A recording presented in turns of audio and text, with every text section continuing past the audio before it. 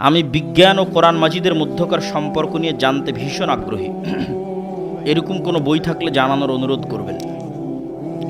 প্রশ্নটি একজন হিন্দু গবেষকের। তিনি বলেন, ইসলাম ধর্ম বলে ধ্যান করা নিষেধ, কিন্তু হযরত মুহাম্মদ সাল্লাল্লাহু আলাইহি ওয়াসাল্লাম গুহায় কেন গিয়েছিলেন এবং সেখানে তিনি কিভাবে আল্লাহর উপাসনা করতেন?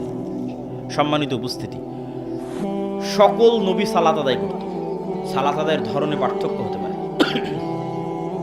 ঈসা আলাইহিস সালাম যখন মায়ের পেট থেকে প্রথম কথা বললেন, মায়ের কোল থেকে যখন প্রথম কথা বললেন, তখন প্রথম কথার মধ্যে ঈসা আলাইহিস সালাম বললেন, ওয়াউসানি বিসসালাতি ওয়াজ যাকাতি মা দুমতু হাইয়া। আল্লাহ, আমি ঈসা, আমাকে আদেশ দিয়েছে আমি যেন মরা পর্যন্ত সালাত আর যাকাত আদায় করি। তাহলে ঈসা আলাইহিস সালাম মায়ের পেট থেকে, কোল থেকে বলতেছে যে তাকে আল্লাহ কিসের আদেশ দিয়েছে? সালাতের। তাহলে সালাত এবং যাকাত সকল নবী আদায় করতে, ধরন ভিন্ন হতে পারে।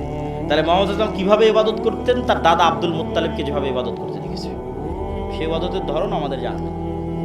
আর সম্ভাব্য হতে পারে যে আব্দুল মুত্তালিব কিভাবে ইবাদত করতো, ইসমাইলি দিনের, ইসমাইলি আদর্শের কিছু খণ্ডিত অংশ তো ছিল, সব তো আর বিকৃত হয়ে যায়। মূর্তিটা বিকৃতির মাধ্যমে ঢুকেছে, যেমন মুসলমানি অক্ষত ছিল। ইসমাইল আলাইহিস সালাতু ওয়াস সালাম এবং ইব্রাহিম আলাইহিস সালাতু ওয়াস সালামের মুসলমানি করার আদর্শ মক্কার কাফের মুশরিকদের পর্যন্ত অক্ষত ছিল। হজ করতে হবে, এটা কাবা ঘর, এটা জমজমের পানি, এগুলো ইতিহাস, এগুলো কালচার ইসমাইল থেকে ফলো আপ হয়ে এসেছে। তো ঠিক সেই রকমই ইসমাইল আলাইহিস সালাম যেভাবে ইবাদত করতেন, সেটার কিছু না কিছু খণ্ডিত অংশ আব্দুল মুত্তালিব পর্যন্ত ছিল। তো আব্দুল মুত্তালিবকে মুহাম্মদ সাল্লাল্লাহু আলাইহি ওয়াসাল্লাম যেভাবে ইবাদত করতে দেখতেন, হেরা গুহায় তিনি সেভাবে ইবাদত করতেন। সেটা অবশ্যই ওয়ান কাইন্ড অফ সালাত, কোনো একটা সালাত।